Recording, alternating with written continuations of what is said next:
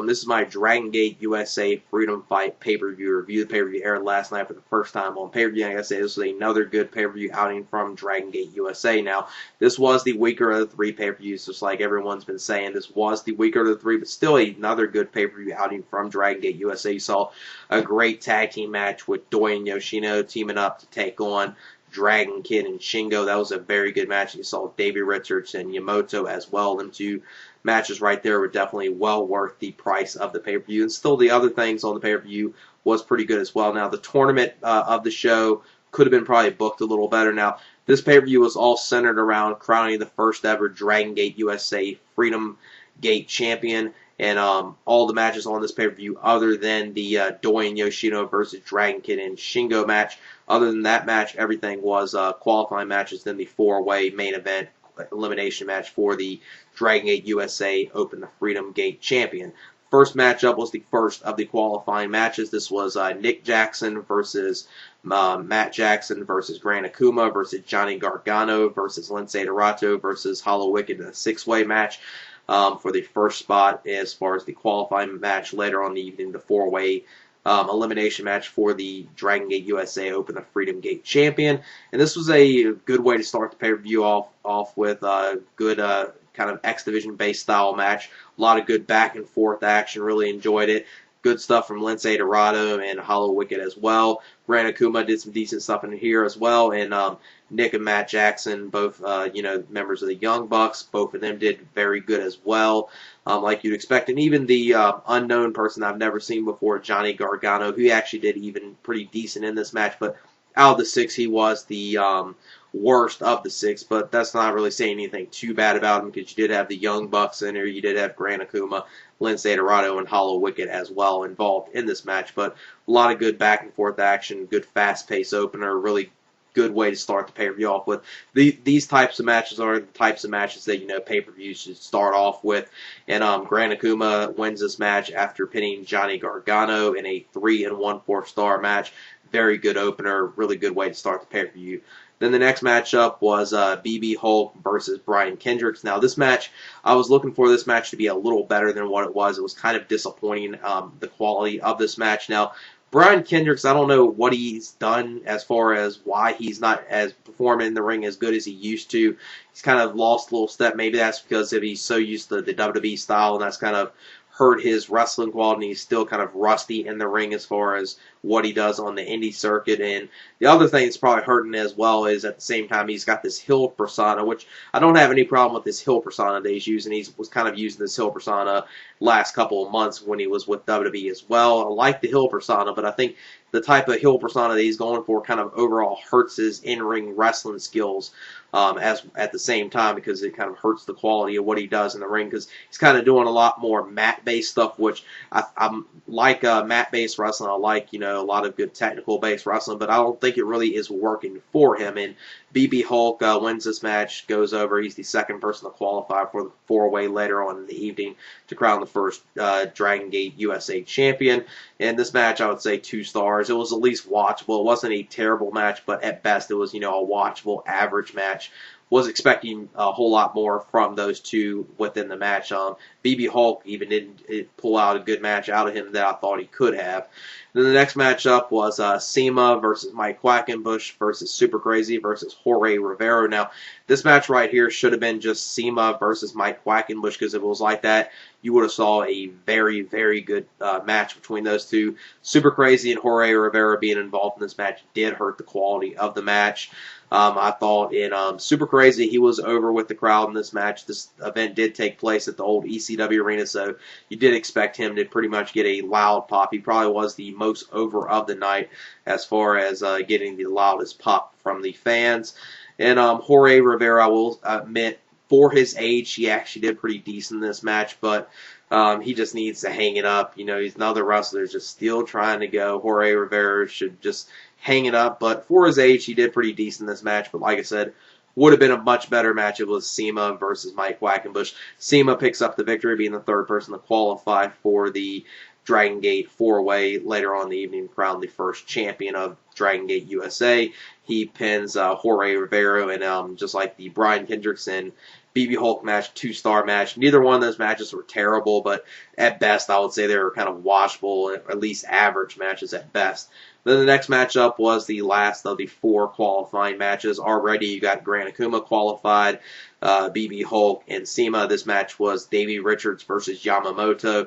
And this was a very good match. These two did a lot of good stuff. Now, the beginning of the match was kind of slow and methodical, then it picked up. A lot of good back and forth action between these two. I mean, Davey Richards has just been showcasing that he's one of the best guys on the indie circuit as far as what he's been doing within the last year. He's really been showing, as far as him and Eddie Edwards teaming up in Ring of Honor, showcasing he's a great tag team wrestler as well, but even a better singles competitor. And I think we'll be seeing a lot of, great stuff from Davey Richards in the year 2010 within this year from Davey Richards. And he did some good stuff with Yamato in this match, a little hard-hitting match like you would expect with these two taking on each other. Very good match. The second best match of the evening. Yamato does go over. He defeats Davey Richards in a 4-star match. Really enjoyable match. Then the next matchup was a non-tournament match. The one match that wasn't surrounding the tournament to crown the first Dragon Gate USA champion. This was Speed Muscle Doin Yoshino versus Dragon Kid and Shingo. Very good tag team match. This is what tag team wrestling should be about. A lot of good stuff within this match. Great back and forth action between everyone in the match. Doi and Yoshino, they always work good as a tag team with each other. Saw some great stuff from Shingo and Dragon Kid as well. Just a very enjoyable match. Good back and forth action. A lot of fast-paced action. Just a very enjoyable match. A lot of good tag team wrestling as well. Really enjoyed it. In my opinion, the best match of the evening. 4.5 stars. Really, really enjoyable.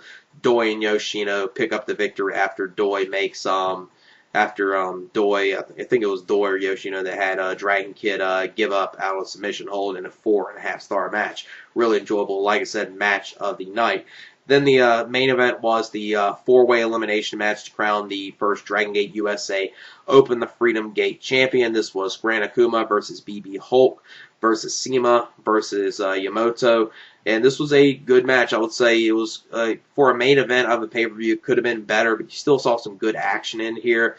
The first elimination came from Yamato eliminating CIMA. So CIMA was the first person eliminated, which was kind of a shocker right there. Didn't expect him to be the first person eliminated. That was the one thing of this tournament. I think some of the tournament could have been booked better, but still it was a good overall, booking of a tournament, but it could have been a little better as far as the tournament-based booking of the pay-per-view.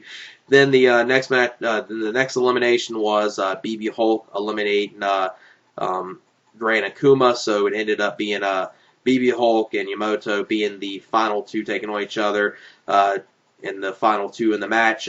Good back and forth action between these two. Now, the only problem I had with the ending of the match just pretty much came out of nowhere. It was like you were expecting the match to last a couple more minutes, then just out of nowhere, BB Hulk defeats Yamato, and BB Hulk becomes the first ever Dragon Gate USA Open the Freedom Gate champion. I would say the main event was good, but still for the first ever Dragon Gate USA championship, crowned, I think you could have put on a better match, maybe just, a one-on-one match instead of doing a 4-way elimination match as far as the main event, but still was a solid main event. But for a main event for the first crowning of a Dragon Gate USA champion, probably could have been a little better. But the main event, I would say about 3 1/4, maybe 3.5. I'll give it 3 1/4 stars, and it was actually, some good stuff in it. But like I said, the could have been better as far as the main event, and plus the ending kind of came out of nowhere. But the two matches you had before that match, that you had the tag team match and the Davey Richards match with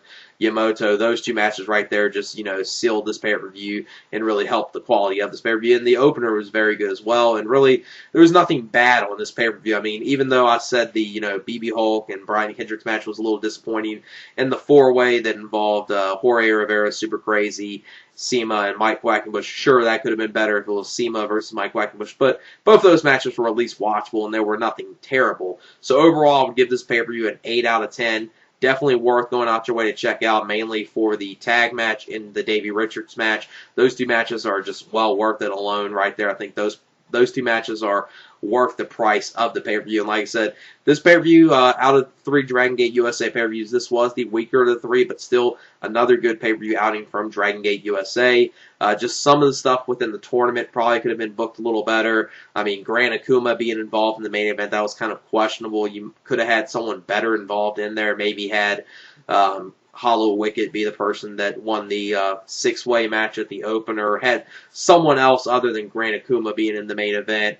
And, you know, a couple other things could have been better. I think the first person that should have been Dragon Gate USA champion, I think Davey Richards should have been the person to be the first ever person to have it, since, you know, he's a big draw on the indie scene, and it would have been good to have a wrestler from the United States be the Dragon Gate USA champion, since this is the United States version of the Dragon Gate organization. I think that would have made more sense other than having BB Hulk win it, but still is a good pay-per-view. Like I said, 8 out of 10.